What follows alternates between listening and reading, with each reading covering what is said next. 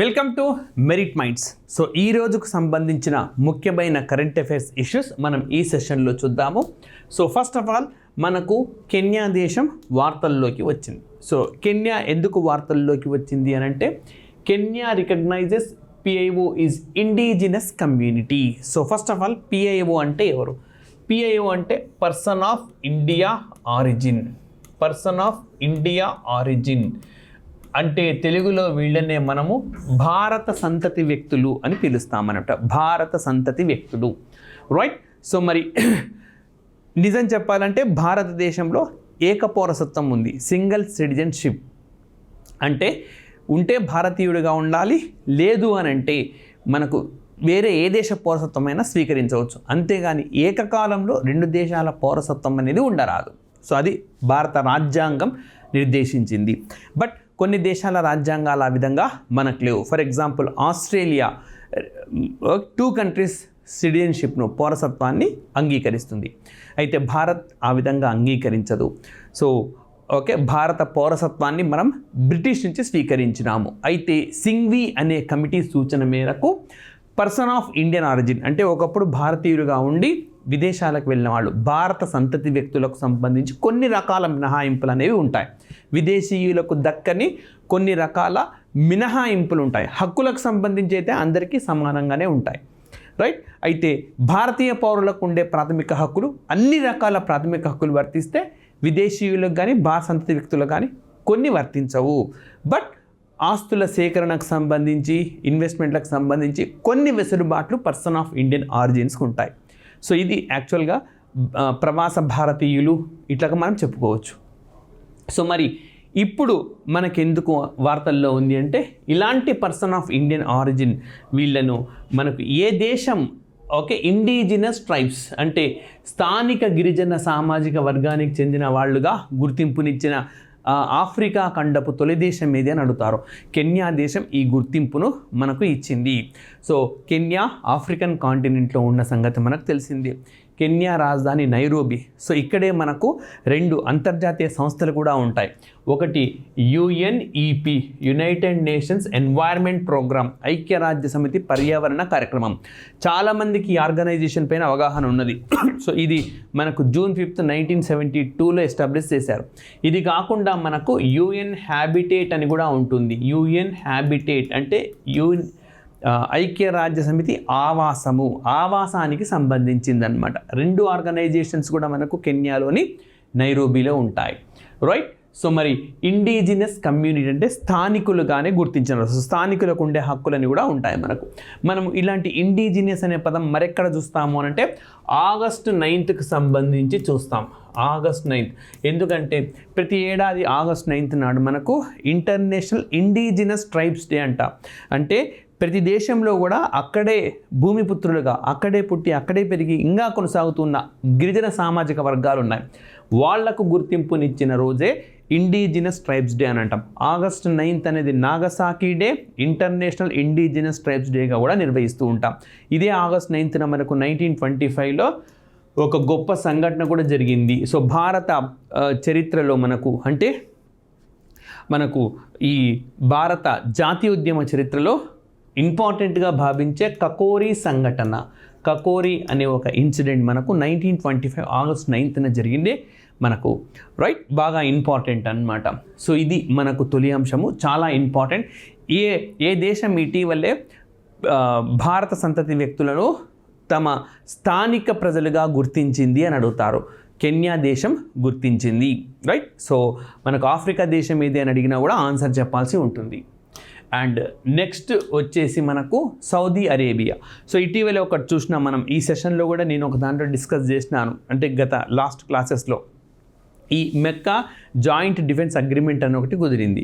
So అది NATO, అదేవిధంగా మనకు collective security treaty organisation, America నేతృత్వంలోని నాటో, రష్యా నేతృత్వంలోని కలెక్టివ్ సెక్యూరిటీ ట్రీటీ ఆర్గనైజేషన్ తరహా అలాంటిదే అనమాట. ఇది కూడా నాటో, CSTO అనేవి. ఈ 2 ఆర్గనైజేషన్స్ మనకు ఉన్న సంగతి మీకు తెలిసిందే. మరి ఇది సౌదీ అరేబియా, టర్కీ అండ్ మనకు పాకిస్తాన్ కలిసి MJDA మెక్కా జాయింట్ డిఫెన్స్ అగ్రిమెంట్ తీసుకొని వచ్చినాయి. ఒకరిపై దాడి అందరిపై దాడిగా, okay, attack on one attack for on all అనే ప్రాతిపదికన తీసుకొని వచ్చింది. ఇదొకటైతే సౌదీ అరేబియా మరొక కూటమిని ఏర్పాటు చేసింది. సో ఈ ఇటీవలి కాలంలో సౌదీ అరేబియా 2 కూటముల ఏర్పాటుకు సంబంధించి కీలక పాత్ర పోషించింది. ఇప్పుడు రెండోది ఏంటంటే మల్టీనేషనల్ మ్యారిటైమ్ డిఫెన్స్ కోయాలిషన్, అంటే నౌకాయానానికి సంబంధించిన రక్షణ కూటమి అన్నమాట. ఇది నౌకాయానానికి సంబంధించిన రక్షణ కూటమి, మల్టీనేషనల్ మ్యారిటైమ్ డిఫెన్స్ కోయాలిషన్ అన్నమాట ఇది, రైట్. సో ఇది ఎందుకు అనంటే ఎర్ర సముద్రం గుండా ప్రయాణించే సందర్భంలో ఈ నౌకాయాన భద్రతను అన్ని దేశాలు కలిసి స్వీకరించడం. నిజానికి వీళ్ళు నిర్వహించిన సమావేశం లాస్ట్ ఇయర్ జూలై 31వ తేదీ, లాస్ట్ మంత్, ఓకే, అంటే ఇప్పుడు ఆగస్టులో ఉన్నాం మనం, జూలై 31, 2020 నిర్వహించిన సమావేశంలో దాదాపు రెడ్ సీతో బార్డర్ ఉండే countries, beyond that countries, red sea గుండా వాణిజ్యం చేసే దేశాలు కూడా ఇందులో పాల్గొన్నాయి. సో మరి ఇదొక అంతర్జాతీయ కూటమి మరొకటి ఏర్పాటు అయ్యింది. మరి దీనికి హెడ్ క్వార్టర్ ఎక్కడ ఉంటుందంటే సౌదీ అరేబియాలోని రియాద్లో ఉంటుంది. సో బాగా ఇంపార్టెంట్ అనమాట ఎగ్జామినేషన్కి. ఇటీవలి కాలంలో సౌదీ అరేబియా చొరవతో ఏర్పాటైన 2 సంస్థలు ఏవి అని అడుగుతాడు. చాలామంది MJDA గురించి అవగాహన ఉన్నది. సో ఎందుకనంటే అది పాకిస్తాన్ కూడా ఇన్వాల్వ్ అయి ఉన్నందున భారతదేశంలో పెద్ద ఎత్తున చర్చ జరిగింది. సో అది మనకు ముఖ్యమైనదే. అదేవిధంగా ఇది కూడా మనకు ముఖ్యమైనది. ఇదేంటి, మనకు MMDC అని గుర్తుపెట్టుకోవాలి, మల్టీనేషనల్ మ్యారిటైమ్ డిఫెన్స్ కోయాలిషన్ అనమాట. మల్టీనేషనల్ మ్యారిటైమ్ డిఫెన్స్ కోయాలిషన్గా మనం చెప్పుకోవచ్చు, రైట్. సో మరి ఇవి red sea, Bab al Mandeb strait and gulf of అడెన్ల వ్యాపారం వాణిజ్యానికి సంబంధించి ఇది పనిచేస్తుంది. ఎర్ర సముద్రం, అదేవిధంగా మనకు బల్ అబా మండేబ్ స్ట్రైట్ అంటే మనకు జలసంధి అనమాట, ఓకే, బబ్ అల్ మండేబ్ అనే ఒక జలసంధి అండ్ గల్ఫ్ ఆఫ్ అనే జలసంధికి సంబంధించింది. దీని హెడ్ క్వార్టర్ సౌదీ అరేబియాలో రియాద్లో ఉంటుంది. అండ్ నెక్స్ట్ వచ్చేసి మనకు భారత జాతీయ అంశాలుగా చూస్తే సెన్సస్, రైట్. సో భారతదేశం 2027 సెన్సస్ అంటే 2026-27 సెన్సస్ను మనకు ఈ ఏడాది చేపట్టిన సంగతి తెలిసిందే. సో మొదటి దశలో మనకు 33 క్వశ్చన్స్ సంధించినారు. ఆ 33 క్వశ్చన్స్కి సంబంధించి 2 రకాలుగా, ఎన్యూమరేటర్ మీ ఇంటికి వచ్చే ఒక పద్ధతి, అంటే ఎవరైతే సమాచారం సేకరించాలో వారు మీ దగ్గరికి వస్తారు. రెండవ పద్ధతి ఏంటంటే డిజిటల్ సెన్సస్, మీకు మీరుగా స్వచ్ఛందంగా ఈ మొత్తం 33 అంశాలను మీరే సమాచారాన్ని ఇచ్చేయవచ్చు.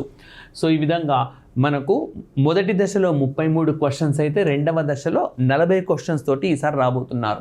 మరి ఈసారి వచ్చే 40 క్వశ్చన్స్లో కుల ప్రస్తావన కూడా ఉన్నది, క్యాస్ట్ సెన్సస్. సో భారతదేశంలో మొట్టమొదటిసారిగా 1931లో క్యాస్ట్ సెన్సస్ చేసినారు. కులగణన ఎప్పుడు చేపట్టినారంటే 1931లో చేపట్టినారు, రైట్. ఆ తర్వాత అంటే స్వతంత్ర భారతదేశంలో తొలి కులగణనగా మనం చెప్పుకోవచ్చు. First caste census in independent India. మరి ఈసారి చేపట్టిన జనగణనకు సంబంధించి కొన్ని ప్రత్యేకతలు ఉన్నాయి. ఏంటి అంటే స్వతంత్ర భారతదేశంలో ఇదే తొలి కులగణన, క్యాస్ట్ సెన్సస్, ఓకే, క్యాస్ట్ సెన్సస్గా మనం చెప్పుకోవచ్చు. రెండవ ప్రత్యేకత అంటే this first time that census is happening through digital mode. So ఇది డిజిటల్ పద్ధతిలో, ఓకే, డిజిటల్ గణనకు సంబంధించింది ఉంటుంది. మూడవది మనకు ఏంటంటే ఈసారి ఇళ్లను కూడా మనకు జియో ట్యాగ్ చేసినారు. సో హౌజెస్ని జియో ట్యాగింగ్ చేశారు. సో గతంలో ఎప్పుడు కూడా జియో ట్యాగింగ్ అనేది లేదు, ఈసారి మాత్రం ఇళ్లను జియో ట్యాగింగ్ చేసినారు. మరి భారతదేశంలో జనగణన అన్నది ఏ చట్టం ప్రకారం చేస్తారంటే 1948 1948లో వచ్చిన జనగణన చట్టానికి పార్లమెంట్ చేసిన చట్టం ప్రకారం చేస్తూ ఉంటారు. ఇది కేంద్రం పరిధిలో ఉంటుంది, కేంద్ర జాబితాలోని అంశం. 1948లో ఇది వచ్చింది. ఇదే 1948లో హైదరాబాద్ అనే రాజ్యము భారతదేశంలో విలీనమైంది. ఆపరేషన్ పోలో లేదా ఆపరేషన్ క్యాటర్పిల్లర్ అనే ఒక ప్రక్రియ ద్వారా భారత్లో ఈ హైదరాబాద్ రాజ్యం విలీనమైన సంగతి కూడా మీకు తెలిసింది. అదే సంవత్సరం మనకు పార్లమెంట్ చేసిన చట్టం ఇది, రైట్. సో 40 క్వశ్చన్స్, మొదటి దశలో 33 క్వశ్చన్స్ అయితే రెండవ దశలో 40 క్వశ్చన్స్గా మనం చెప్పుకోవచ్చు. విధంగా భారతదేశంలో తొలిసారిగా ఇన్ఫార్మల్గా అంటే ఒక చట్టం కానీ ఒక పద్ధతి ప్రకారం కాకుండా జనగణన 1872లోనే జరిగింది. రైట్, నాటి గవర్నర్ జనరల్గా లార్డ్ మేయో ఉండేవారనమాట. ఆ తర్వాత డికేడల్ సెన్సస్ అంటే ప్రతి 10 సంవత్సరాలకు ఒకసారి జరిగే సెన్సస్ మనకు 1881లో ప్రారంభమైంది. ప్రతి 10 సంవత్సరాలకు ఒకసారి జరిగేది. ఎప్పుడు ప్రారంభమైందంటే 1881. సో అది కొనసాగుతూ వచ్చింది.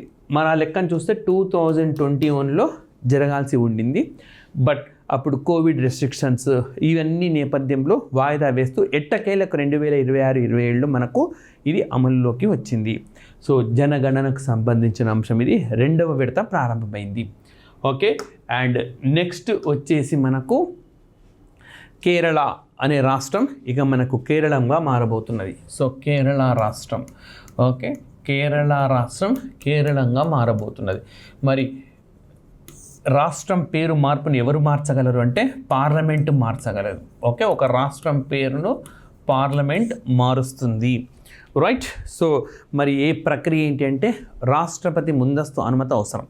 సో రాష్ట్రపతి ముందస్తు అనుమతితో పార్లమెంట్లో ఉభయ సభల్లోని ఏ సభలో అయినా బిల్లు ప్రవేశపెట్టవచ్చు, పలానా రాష్ట్రం పేరు మారుతుంది అని చెప్పి. ఆ తర్వాత కన్సర్న్ స్టేట్కి కూడా పంపాల్సి ఉంటుంది. ఆ రాష్ట్ర శాసనసభ ఆమోదం మేరకు మళ్ళీ పార్లమెంట్లో చట్టం చేసి ఆ పేరును మారుస్తారు. సో ఈ విధంగా ఒక రాష్ట్రం పేరును మార్చడానికి రాజ్యాంగాన్ని సవరించాల్సిన అవసరం లేదు. కేవలం ఒక పార్లమెంట్ యాక్ట్ చాలు. ఒక పార్లమెంట్ చట్టం ద్వారా మాత్రమే ఒక రాష్ట్రం పేరును మార్చేయడానికి సాధ్యమవుతుంది, రాజ్యాంగ సవరణ నిమిత్తం లేకుండా. ఆర్టికల్ 368లో పేర్కొన్న విధంగా రాజ్యాంగాన్ని సవరించకుండానే పార్లమెంట్ చట్టం ద్వారా దీన్ని మార్పు చేర్పులు చేసే అవకాశం అయితే ఉన్నది. రైట్, సో మరి నిజానికి కేరళ క్యాబినెటే కోరింది కేరళని కేరళంగా మార్చమని చెప్పి, అండ్ రాష్ట్రం పార్లమెంట్ దాన్ని యథావిధిగా ఆమోదించింది. మరి రాజ్యాంగంలోని ఏ ఆర్టికల్ దీన్ని ప్రస్తావిస్తుంది అంటే ఆర్టికల్ 3 దీన్ని ప్రస్తావిస్తుంది. చాలా రాష్ట్రాల పేర్లు ఈ విధంగా మనకు మార్చిన సందర్భాలు అనేవి ఉన్నాయి. మైసూర్ రాష్ట్రం కర్ణాటకగా మారింది. ఇట్లా చాలా మెనీ స్టేట్స్, బాంబే స్టేట్ అని ఉండింది, మహారాష్ట్రగా మారింది. రైట్, సో ఆర్టికల్ 3 ప్రకారము ఇది జరిగింది. అయితే అన్ని సందర్భాల్లో కేంద్రం అంగీకరిస్తుంది అని మనం చెప్పలేం. ఫర్ ఎగ్జాంపుల్ వెస్ట్ బెంగాల్ రాష్ట్రంని బంగా అని మార్చాలి, అని చేసిన ప్రతిపాదనకు మరి పార్లమెంట్ అంటే అప్పటి క్యాబినెట్ తిరస్కరించింది. ఎందుకనంటే బంగ్లాదేశ్ అనే దేశం ఆల్రెడీ ఉన్నది, మళ్ళీ ఇది బంగా అంటే లేనిపోని కన్ఫ్యూజన్ క్రియేట్ అవుతుందేమో అన్న ఉద్దేశంతో కేంద్రం దాన్ని పక్కన పెట్టింది. బట్ కేరళ రాష్ట్రం నిర్ణయాన్ని మాత్రం గౌరవిస్తూ కేరళంగా మార్చడానికి అంగీకరించింది. సో ఈ సందర్భంగా మీరు ఆర్టికల్ గుర్తుపెట్టుకొని ఆర్టికల్ 3 ప్రకారం సాధ్యమవుతుంది. రైట్, అండ్ నెక్స్ట్ అదేవిధంగా సెంట్రల్ బ్యాంక్ డిజిటల్ కరెన్సీ.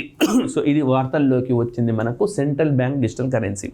ఈ సెంట్రల్ బ్యాంక్ డిజిటల్ కరెన్సీని డీబీటీ, డైరెక్ట్ బెనిఫిట్ ట్రాన్స్ఫర్ అంటే ప్రత్యక్ష నగదు బదిలీ, ఈ రెండింటిని మిళితం చేస్తూ మనకు ప్రధానమంత్రి గరీబ్ కళ్యాణ్ అన్న యోజన పథకాన్ని అమలు చేస్తున్నారు. సో ఈజీగా చెప్పాలంటే ప్రధానమంత్రి గరీబ్ కళ్యాణ్ యోజన అనే పథకంలో పేదలకు ఆహార ధాన్యాలు ఇస్తారు.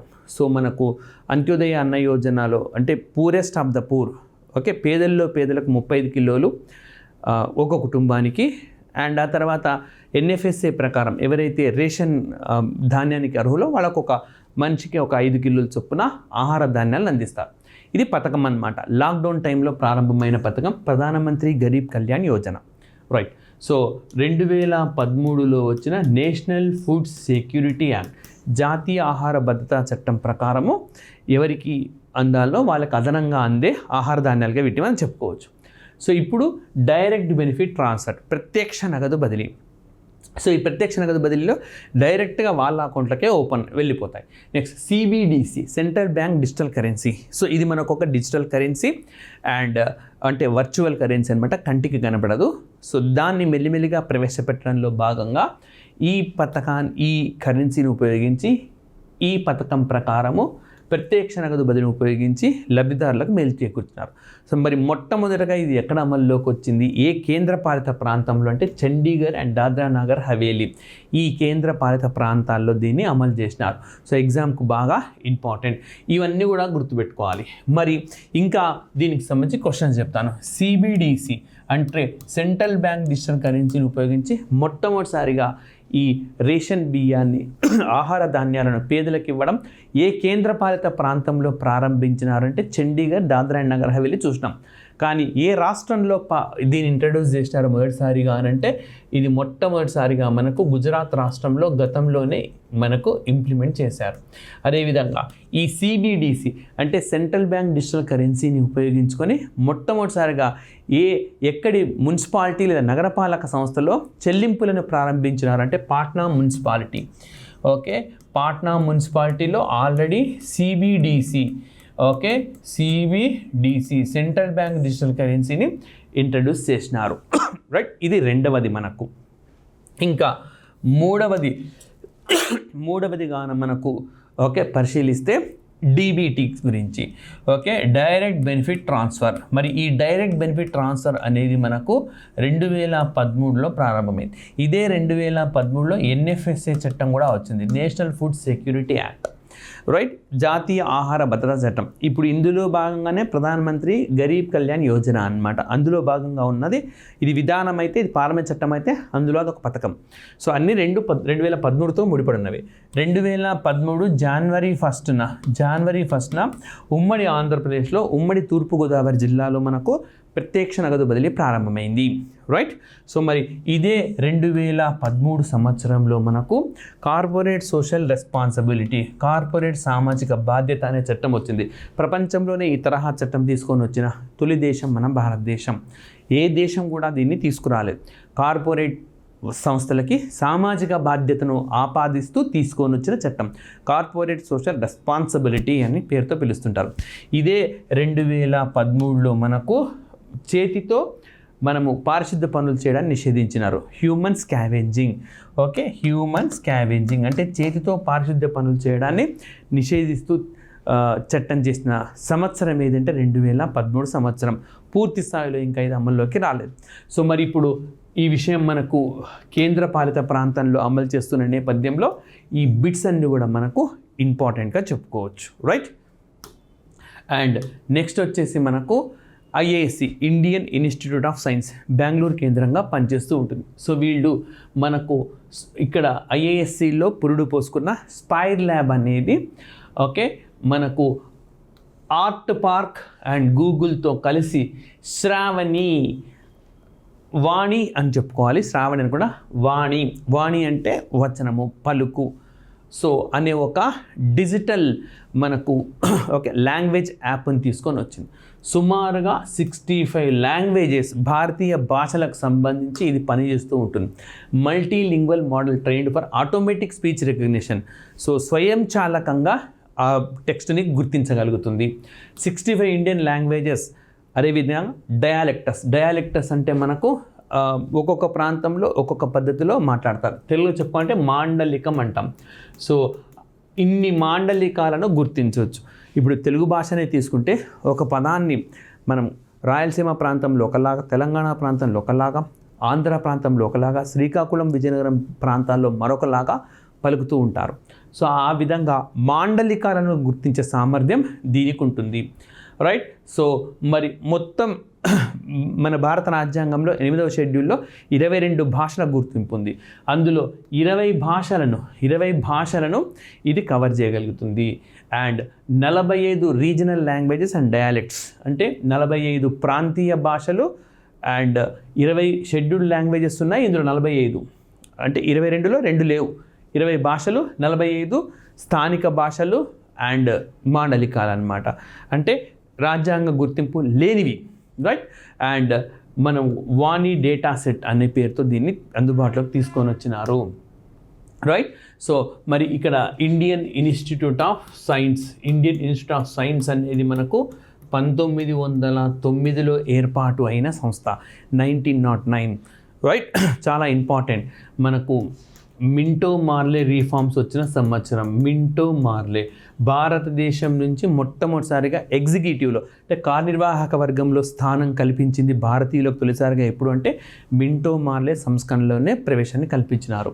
సో మరి ఇదే 1909లో మనకు జూన్ 15వ తేదీన మనకు ఏమి ఏర్పాటైందంటే ఇంటర్నేషనల్ క్రికెట్ కౌన్సిల్ ఏర్పాటైంది.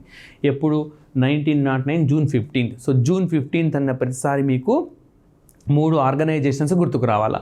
ఒకటేమో ఇంటర్నేషనల్ క్రికెట్ కౌన్సిల్, ప్రస్తుతం ఇది దుబాయ్ కేంద్రంగా పనిచేస్తూ ఉంటుంది.